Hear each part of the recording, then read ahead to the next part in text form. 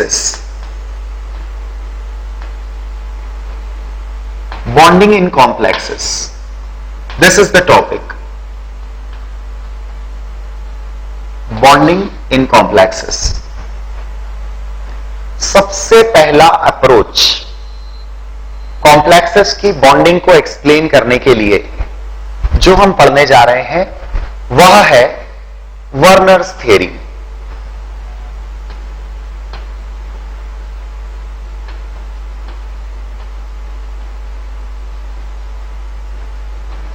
Complex compounds के बारे में, कोऑर्डिनेशन कंपाउंड्स के बारे में वर्नर की थ्योरी एक बहुत एलिमेंट्री लेवल पर है, यानी बहुत एडवांस्ड इंफॉर्मेशन थ्योरी में इंक्लूडेड नहीं है। बहुत एलिमेंट्री, बहुत बेसिक इंफॉर्मेशंस के साथ कॉम्प्लेक्सेस में बॉन्डिंग को लेकर बात की गई है। वर्नर्स थ्योरी काफी ओल्ड थ्योरी में है, मतलब Werner was the first person to give an approach towards explanation of bonding in complexes. He got Nobel Prize for his work in coordination chemistry. Werner की थ्योरी में elementary idea of bonding in complexes include किया गया है, but important बात यह है कि इसके कोई ड्रॉबैक्स नहीं है।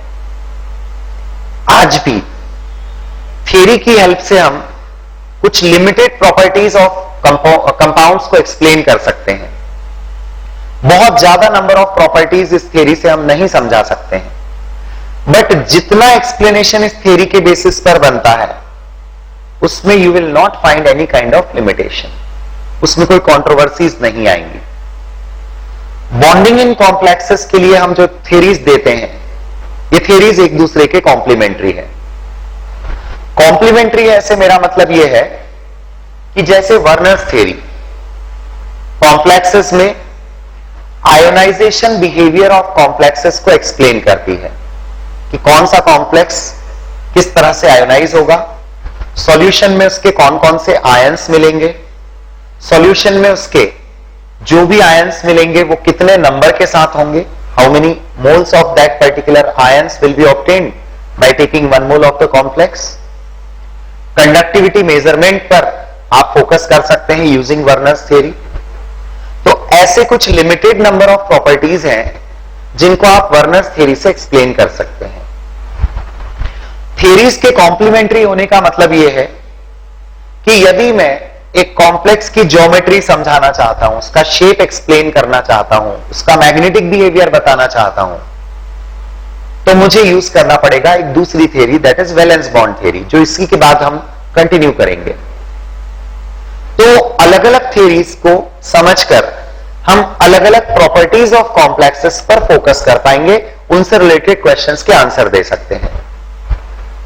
तो it will be decided by the nature of question कि हम कौन सी थ्योरी के बेसिस पर उस क्वेश्चन का आंसर देने जा रहे हैं। So we start with Werner's theory for formation of complex. Werner's theory के जो की पॉइंट्स हैं वो मैं आपको सबसे पहले बताना चाहूंगा। What are the main postulates of this theory? The very first thing जो वर्नर्स थ्योरी में इंक्लूड की गई है वो ये है कि central metal atom of the complex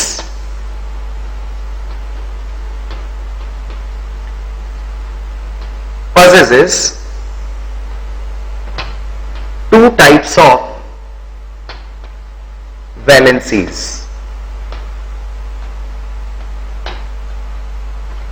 The central metal atom of the complex possesses two types of valencies.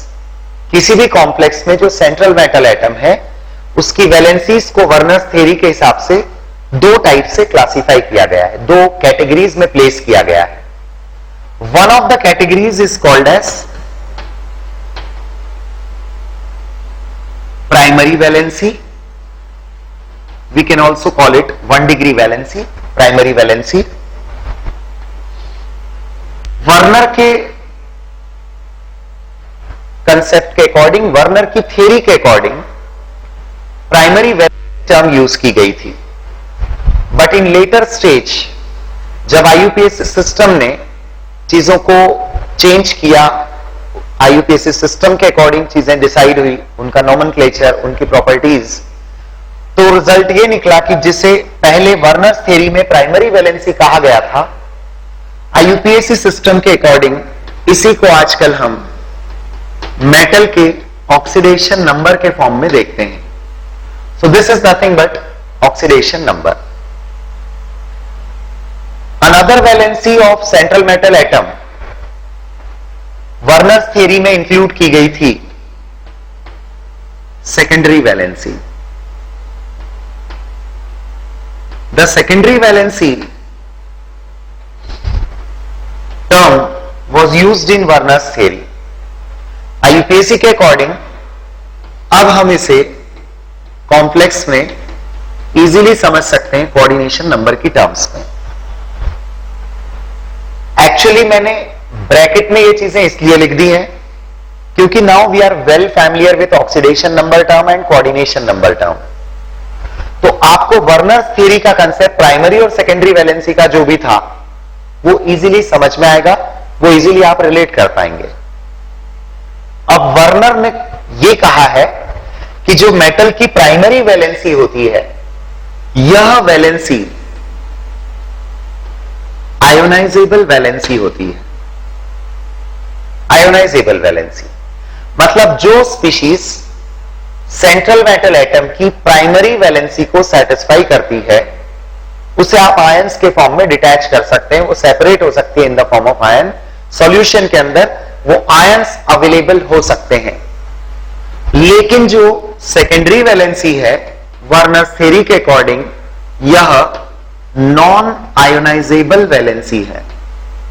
यह नॉन आयोनाइजेबल वैलेंसी है, यानी जो स्पीशीज सेकेंडरी वैलेंसी को करती है वह आयंस के फॉर्म में सेपरेट नहीं होती, सॉल्यूशन में अवेलेबल नहीं होती. लेटेस्ट सिस्टम के अकॉर्डिंग सेकेंडरी वैलेंसी को सेटिस्फाई करने वाली स्पीशीज को आप लिगेंड्स बोलते हैं. Yes, so ligands are those species that satisfy secondary valency of central metal atom in the complex.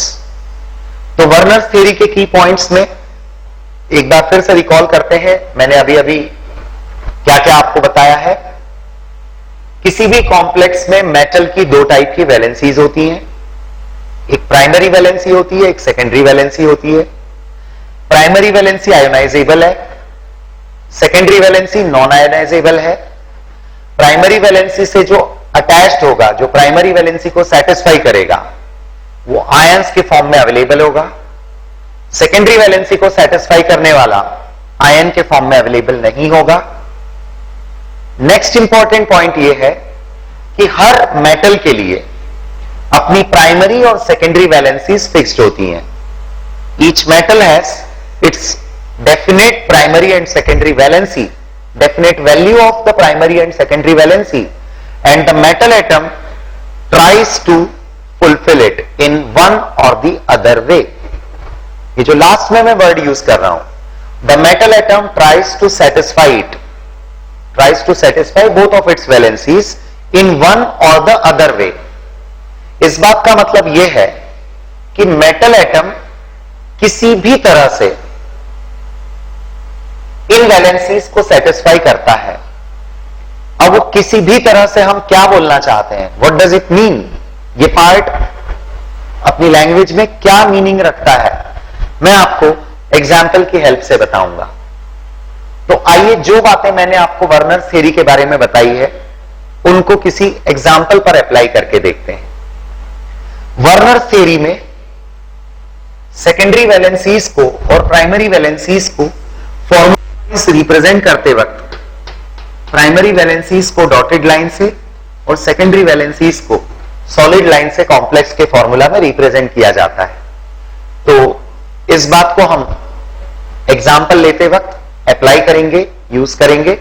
So I have made it clear, ionisable valencies will be shown by the dotted lines, non ionisable valency will be shown by solid line. हम लेते हैं cobalt chloride और इसकी varying amount of ammonia के साथ reaction करवाते हैं। Varying amount of ammonia, अलग अलग अमाउंट ऑफ अमोनिया लिया जाए, कोबाल्ट क्लोराइड के साथ ट्रीट किया जाए और कॉम्प्लेक्स सिंथेसाइज किए जाए, उनको क्रिस्टलाइज आउट किया जाए, क्रिस्टलाइजेशन किया जाए उनका। वर्नर ने कई कॉम्प्लेक्सेस पर स्टडी किया है और अपने ये कंक्लूजन दिए हैं।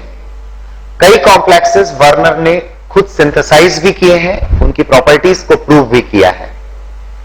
उन्हीं में से एक एग्जाम्पल आप देख रहे हैं जिन पर वर्नर ने वर्क किया है, कॉमन एग्जाम्पल्स में से ही होते हैं ये। कोबाल्ट क्लोराइड अमोनिया के साथ जब रिएक्ट करता है compound, cobalt chloride is a simple salt, it is not a complex compound, but जब ये अमोनिया के साथ रिएक्शन करता है तो different types of complex compounds हमारे पास होते हैं। एक्चुअली जब एक्सेस अमाउंट ऑफ अमोनिया लिया जाता है, एक्सेस अमाउंट ऑफ अमोनिया, तो उसके साथ मिलने वाला कोबाल्ट क्लोराइड का जो कॉम्प्लेक्स होता है, it's formula is COCl3 6NH3। Enough amount of ammonia, excess amount of ammonia, मतलब जितना रिएक्शन के लिए रिक्वायर्ड है उतनी पूरी क्वांटिटी लिए जाने पर crystals of the compound COCl3 6NH3 इस कंपोजिशन वाले हैं। मैं इसे कॉम्प्लेक्स नंबर 1 बोल देता हूं, कॉम्प्लेक्स कंपाउंड 1 है ये। सेकेंड कॉम्प्लेक्स कंपाउंड जो इस रिएक्शन से हमें मिलता है, ये तब मिलता है जब आप अमोनिया की क्वांटिटी रिक्वायर्ड के कंपैरिजन में कुछ कम लेते हैं, कुछ लेस अमाउंट लेते हैं। तो एक और टाइप के क्रिस्टल्स मिलते हैं जिनका कंपोजिशन होता है COCl3 5NH3। थर्ड, जब आपने अमाउंट ऑफ अमोनिया को और लिमिटेड करके कॉम्प्लेक्स सिंथेसाइज किया तो क्रिस्टल में जो कंपोजिशन था वो था COCl3 4NH3। ठीक ऐसे ही one more example is COCl3 3NH3।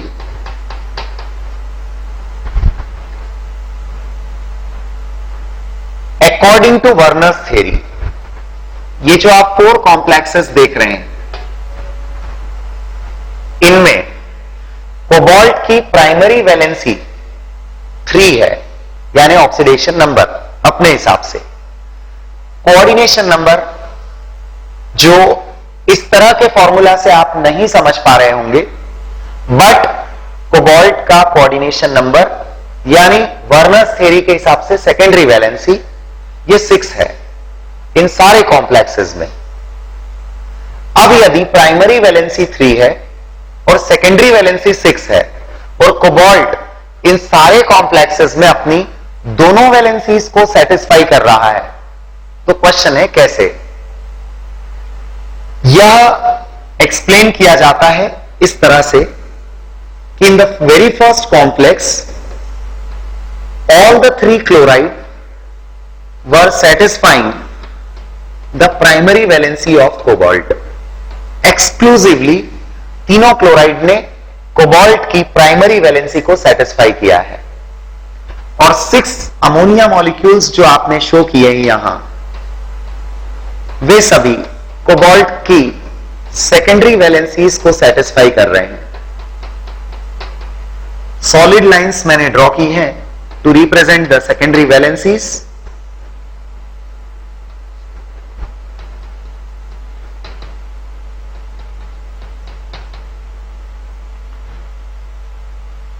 Ionizable valencies are purely satisfied by chloride. Non-ionizable valencies are satisfied by ammonia. जिस वक्त आप कॉम्प्लेक्सेस को सिंथेसाइज कर रहे थे, सेकेंड कॉम्प्लेक्स के सिंथेसिस के वक्त हमने अमोनिया की क्वांटिटी को कम कर दिया था, इसलिए आपका कॉम्प्लेक्स का कंपोजिशन ये रहा। मेटल ने उस चीज को मैनेज कैसे किया, मतलब अपनी वैलेंसीज को सेटिस्फाई कैसे किया, क्योंकि उसकी वैलेंसीज तो फिक्स्ड हैं। मेटल ने इस चीज को कुछ इस तरह से मैनेज किया है। It has been explained like this कि सेकेंड वाले कॉम्प्लेक्स के अंदर out of the 3 chloride, 1 chloride is satisfying both the valencies of cobalt. However, the 2 chloride are satisfying purely only primary valency of cobalt. Yes, this type of situation is possible. Chloride primary secondary दोनों valencies को satisfy करे। यहां पर जो 5 ammonia है, ammonia units show की गई हैं, ये कोबाल्ट की सेकेंडरी वैलेंसीज को सेटिस्फाई करने वाली यूनिट्स हैं, लाइक दिस। यह कॉम्प्लेक्स सेकेंड वाला है। Now we come to third complex. इसके सिंथेसिस के वक्त आपने क्लोराइड की क्वांटिटी, कोबाल्ट क्लोराइड की क्वांटिटी के साथ अमोनिया की क्वांटिटी को और लिमिटेड कर दिया। इसके चलते कोबाल्ट को आउट ऑफ 3 क्लोराइड 2 क्लोराइड के साथ अपनी primary as well as secondary valency को सेटिस्फाई करना पड़ा, और एक ही क्लोराइड अब प्योरली प्राइमरी वैलेंसी को सेटिस्फाई कर रहा है। बाकी जो 4 NH3 यूनिट्स हैं वो कोबाल्ट की सेकेंडरी वैलेंसीज को सेटिस्फाई कर रही है। जो लास्ट कॉम्प्लेक्स आप देख रहे हैं, at the time of its synthesis आपने अमोनिया की क्वांटिटी को और लिमिटेड बनाया। एज ए रिजल्ट इस बार कोबाल्ट ने अपनी वैलेंसीज को सेटिस्फाई करने के लिए तीनों क्लोराइड को मना लिया है कि वे उसकी primary as well as secondary valency को सेटिस्फाई कर दे। Of course these are the 4 complexes. अभी हम वर्नर के इस एक्सप्लेनेशन के सपोर्ट में कॉम्प्लेक्सेस की प्रॉपर्टीज को भी देंगे, क्योंकि what is a theory? A theory gives an explanation for the facts, practically determined facts. In complexes के कुछ प्रैक्टिकली डिटरमाइंड फैक्ट्स हैं, कुछ प्रॉपर्टीज हैं जिन्हें वर्नर की थ्योरी इस बेसिस पर वेल एक्सप्लेन कर सकती है, वेल सेटिस्फाई कर सकती है उन फैक्ट्स को। So once again let us talk about these complexes. हां, इन सारी चीजों को और इजी बनाने के लिए मैं इन्हीं कॉम्प्लेक्सेस का IUPAC फॉर्मूला लिखूंगा। अभी मैंने वह फॉर्मूला रोक कर रखा है जिससे कि आप जो वर्नर थ्योरी का फॉर्मेट है पूरा उस बेसिस पर कॉम्प्लेक्सेस को समझ जाएं। IUPAC के अकॉर्डिंग जैसे ही हम इन कॉम्प्लेक्सेस के फॉर्मूला लिखेंगे, you will come to know entire situation. The entire situation will be very clear, कोई डाउट ही नहीं बचता है उसके बाद में। लेकिन उस पॉइंट तक जाने के पहले थोड़ा मैं कुछ और चीजों को भी रिलेट करूंगा जिससे आपको एक एक्सट्रैक्ट ऑफ वर्नर थ्योरी समझ में आ जाए इन एग्जांपल्स को लेकर। मैंने क्या कहा? कोई भी थ्योरी प्रैक्टिकली डिटरमाइंड फैक्ट्स को, प्रॉपर्टीज को एक्सप्लेन करने के लिए होती है। हमने थ्योरी पहले बता दी है अभी, अब मैं आपको कुछ फैक्ट्स बताता हूं और फिर हम टैली करते हैं कि क्या वो फैक्ट्स इस थ्योरी से, इस एक्सप्लेनेशन से मैच कर रहे हैं, सेटिस्फाई हो रहे हैं।